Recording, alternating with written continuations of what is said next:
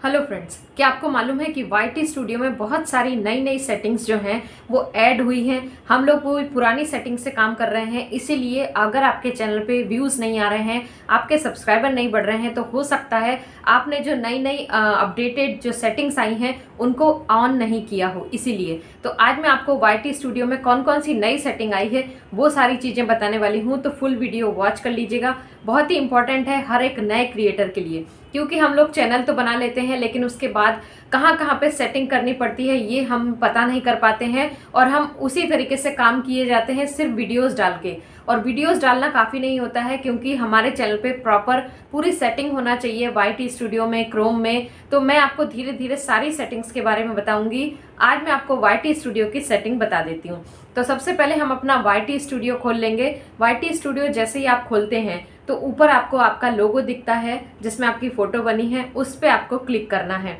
तो जैसे ही आपने अपनी प्रोफाइल पिक्चर पे क्लिक किया, आपको साइड में एक पेंसिल का आइकॉन दिख रहा होगा। पहले ये वाली सेटिंग कर लेते हैं, फिर आगे की और भी इंपॉर्टेंट सेटिंग जो कि चेंजेस हुई हैं वो मैं आपको बताऊंगी। तो जैसे ही पेंसिल वाले आइकॉन पे मैंने क्लिक किया, यहाँ पर मेरे चैनल का पूरा डैशबोर्ड आ गया है, जिसमें मेरे चैनल का नाम है, हैंडल है, डिस्क्रिप्शन है, लिंक्स है, और एक नीचे इंपॉर्टेंट सेटिंग है होम टैब वाली, उसके बारे में भी बताऊंगी। और भी बहुत सारी सेटिंग जो इंट्रोड्यूस हुई है उन सभी के बारे में आज मैं फटाफट से आपको बता देती हूँ। तो सबसे पहले चैनल का नाम जो है, अगर आपके चैनल का नाम बहुत ज़्यादा बड़ा है या डिफ़िकल्ट है तो उसको छोटा कर लीजिए, क्योंकि चैनल का नाम बहुत ज़्यादा सिंपल होना चाहिए और चैनल के नाम से आपके चैनल की कैटेगरी पता चलनी चाहिए। तो अगर आपके चैनल का नाम कुछ अलग है, यूनिक है, तो आप यहाँ से अगर चेंज करना चाहें तो पेंसिल के आइकॉन से आप चेंज कर सकते हैं।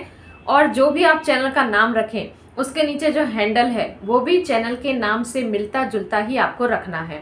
उसके नीचे है डिस्क्रिप्शन। अब डिस्क्रिप्शन में आपको अपने अबाउट सेक्शन में, या आप किस तरीके के वीडियोस बनाते हैं, आपका नाम क्या है, आप कहाँ से हैं, तो ये डिस्क्रिप्शन में आपको अपने चैनल के बारे में बताना है, आप अपने बारे में बताना है। ये सारी चीज़ें आपको यहाँ पर शो करनी है ताकि यूट्यूब को भी पता रहे कि आप किस तरीके के वीडियोस जो हैं ऑडियंस के लिए बना रहे हैं। तो अगर आपको नहीं समझ में आता है कि आप अपने डिस्क्रिप्शन में क्या लिखें, अगर आपका एजुकेशन का चैनल है या आपका ब्लॉगिंग का चैनल है या आपका किसी भी कैटेगरी का चैनल है, आप चाहें तो ChatGPT से अपने चैनल के बारे में बता दीजिए कि मैं इस तरीके के वीडियोस बनाती हूँ, तो मेरे लिए एक अच्छा सा डिस्क्रिप्शन लिख करके दो। तो बहुत ही अच्छा एक प्रोफेशनल आपका डिस्क्रिप्शन लिख के देगा, उसको बस कॉपी करके यहाँ पर पेस्ट कर देना है। अब उसके नीचे है लिंक का ऑप्शन। इस लिंक के ऑप्शन में आपको अपने अदर सोशल मीडिया प्लेटफॉर्म की लिंक लगानी है। जैसे मेरे में लगी हुई है, इंस्टाग्राम की लगी है, फेसबुक की लगी है। आपका भी जहाँ जहाँ आपका चैनल है, तो ऑडियंस को भी पता रहेगा कि अगर आपसे वो इंस्टाग्राम पे कांटेक्ट करना चाहें तो वो इजीली यहाँ से क्लिक करके डायरेक्टली आपके इंस्टाग्राम पे पहुँच सकते हैं। तो ये लिंक डालना बहुत ज़्यादा फायदेमंद होगा आपके लिए, और एक प्रकार से आपका जो चैनल है वो प्रोफेशनल लगेगा देखने में, इसलिए ये सारी चीजें यहाँ पर फिल करना बहुत ज्यादा जरूरी है। उसके नीचे है होम टैब का ऑप्शन। ये होम टैब का ऑप्शन बहुत ज़्यादा ज़रूरी है हमारे चैनल के लिए, लेकिन जो नया क्रिएटर है जिसने नए नए चैनल बनाए हैं वो इन सब सेटिंग्स के बारे में जानना ही नहीं चाहता, या फिर उनको पता ही नहीं होता है, तो वो ये सारी चीज़ें जो हैं ऑन नहीं करते हैं। होम टैब वाले पे जैसे ही हमने क्लिक किया, दो ऑप्शन हमारे पास आए, एक है होम टैब का और दूसरा है फॉर यू का। दोनों का ही मतलब ये होता है जैसे ही आप एक को बंद करेंगे तो दूसरा वाला जो है वो ऑटोमेटिकली बंद हो जाता है, और आप एक को चालू करेंगे तो दूसरा भी ऑटोमेटिक चालू हो जाता है। तो इसमें आपको ये बताता है कि अगर आप होम टैब वाले को ऑन करते हैं, इसका मतलब ये है कि YouTube आपके कंटेंट को, आपकी जो ऑडियंस है, जैसे आप ब्लॉगिंग करते हैं तो ब्लॉगिंग देखना जो लोग पसंद करते हैं उन ऑडियंस के सामने आपके वीडियोस बार बार YouTube शो करेगा, बार बार नोटिफिकेशन भेजेगा। जैसे ही उन लोग अपना YouTube चैनल लगाएंगे तो YouTube आपके वीडियोस को उनके सामने प्रमोट करेगा। अगर आप इसको ऑफ कर देंगे तो YouTube किसी के पास जैसे ब्लॉगिंग जो देखना नहीं पसंद करता उसके सामने आपके वीडियोस को भेजेगा, तो उन लोग नहीं देखेंगे। इसलिए ये वाला जो सेटिंग है इसको ऑन करना बहुत ज़्यादा ज़रूरी है, ताकि सेलेक्टेड ऑडियंस के पास, जो लोग इस टाइप के वीडियोस देखना पसंद करते हैं, उनके पास आपके वीडियो का नोटिफिकेशन जाना चाहिए। अब जैसे YouTube आपके वीडियोस को आज प्रमोट कर रहा है, आज उसने आपके वीडियोस को ऑडियंस के सामने भेजना शुरू किया, तो ऑडियंस 1 दिन 2 दिन 4 दिन इग्नोर करती है, नहीं वो डायरेक्टली क्लिक करती। लेकिन जब बार बार आपके वीडियोस के नोटिफिकेशन उनके होम पेज पे दिखाए जाते हैं ऑडियंस के, तो ऑडियंस एक ना एक दिन उस पर क्लिक जरूर करती है। इसलिए ये सेटिंग बहुत ज़्यादा इंपॉर्टेंट है हर नए या पुराने किसी भी क्रिएटर के लिए। अब फॉर यू वाले में आपको नीचे दिख रहा होगा मोर सेटिंग का ऑप्शन।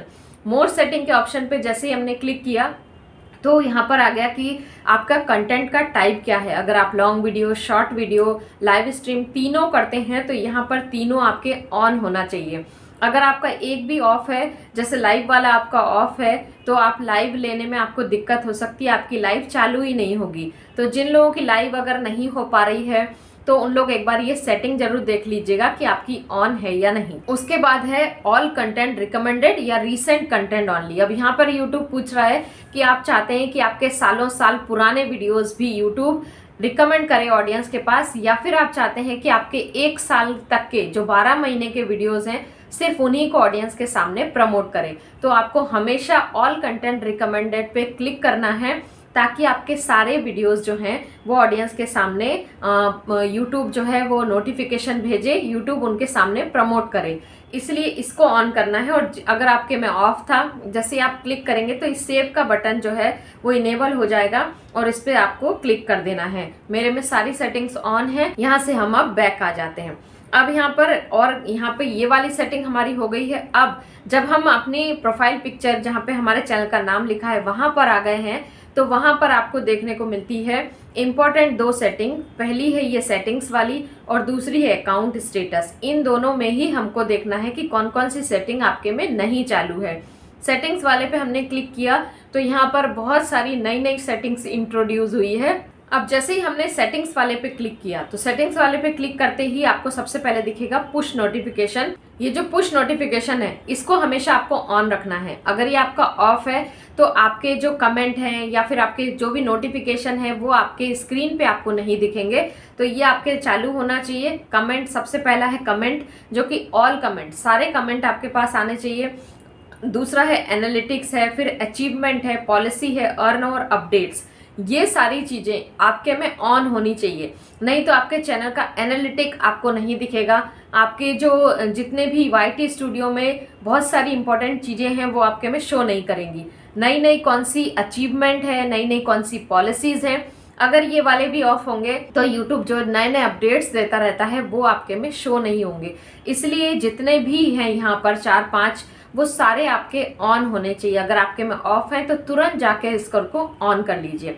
अर्न वाला आपके में शायद नहीं दिखेगा, जिनका चैनल मोनेटाइज है सिर्फ उन्हीं के में दिखता है। अपडेट्स वाला ये नया आया है। अपडेट वाले में collaboration, important status update and more, ये जो है ये भी आपको ऑन करना है ताकि आप किसी के साथ कोलैब कर सकें और बहुत सारे नए नए जो अपडेट्स आते हैं वो आपके पास तक मिलते रहें। उसके बाद है ऑडियंस वाला, ये आपके में होगा। अगर आप ऑडियंस से मतलब बच्चों के लिए कंटेंट बनाते हैं तो यस करना है। अगर आपका कंटेंट हर कोई देख सकता है तो उसको नो करना है। कंट्री ऑफ रेसिडेंस आप डाल सकते हैं, आपका जो भी कंट्री है वो आपको डालना है। उसके बाद जो इम्पोर्टेंट है वो है कंटेंट में clip. Viewers can clip and share my videos. अगर आप ये क्लिप वाले को ऑफ कर देते हैं तो जैसे बड़े बड़े क्रिएटर्स के लोग बीच में से क्लिप काट के और अपना शॉर्ट्स बना करके डालते हैं, वो ऑडियंस आपके वीडियोस के साथ नहीं कर पाएगी। तो आप चाहें तो इस क्लिप वाले ऑप्शन को ऑन रख सकते हैं ताकि आपके वीडियोस में से भी कोई क्लिप काट के अपने चैनल पे डाल सके, जिससे आपका चैनल भी प्रमोट होता है। तो इसको ऑन रखिए, बहुत अच्छी बात है। अगर आपको नहीं जमता है, आपको नहीं चाहिए, तो आप इसको ऑफ भी रख सकते हैं। उसके बाद है हाइप वाला।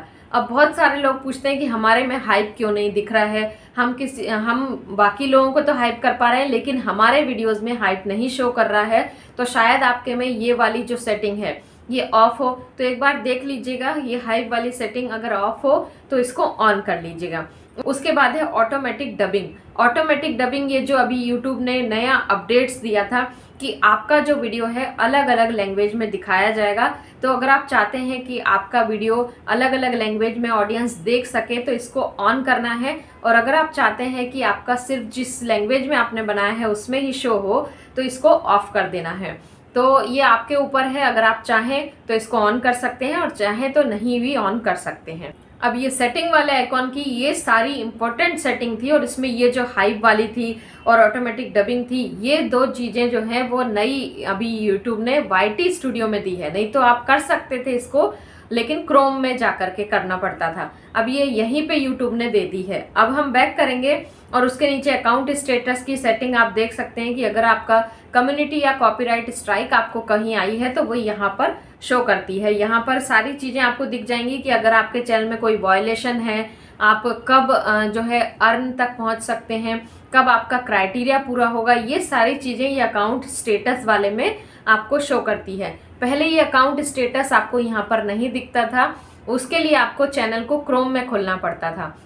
अब बहुत सारे जो लोग थे जिनको नहीं इतना नॉलेज था लैपटॉप चलाने का या फ़ोन में ही क्रोम में अपने चैनल को खोलने का, उनके लिए बहुत इजी हो गया है। ये सारी सेटिंग्स यूट्यूब ने जो है YT स्टूडियो में ही दे दी है, तो बिल्कुल भी दिक्कत नहीं होगी। अब आपको आपके चैनल पे कोई अगर वायलेशन है या आपने कोई कम्युनिटी स्ट्राइक या कॉपीराइट स्ट्राइक आई है तो वो आपको ईजिली यहाँ से पता चल जाएगी। तो ये थी YT स्टूडियो की इम्पोर्टेंट सेटिंग। मैंने सारी सेटिंग्स के डीप में बात नहीं की है क्योंकि बहुत सारी सेटिंग ऑडियंस को पता है, लेकिन जो सेटिंग्स नई नई आई है और जो आपके चैनल पे ऑन होना बहुत ज़्यादा ज़रूरी है, सिर्फ मैंने उन्हीं के बारे में बताया है। फिर भी आपको कोई भी डाउट हो तो आप लोग मुझे कमेंट करके पूछ सकते हैं और ये सेटिंग ज़रूर ऑन कर लीजिएगा। अब मैं आगे और भी वीडियोस में आपको YT स्टूडियो क्रोम में जो खोलने के बाद वहाँ की सेटिंग्स भी बताऊंगी और YouTube चैनल की सेटिंग्स भी आपको ज़रूर बताऊंगी। तो अगर आज का वीडियो पसंद आया है तो वीडियो को लाइक करके जाएगा, चैनल को सब्सक्राइब कीजिएगा और बेल आइकन जरूर प्रेस कर दीजिएगा। मिलती हूँ नेक्स्ट वीडियो में, तब तक के लिए bye bye. Thank you, thanks for watching.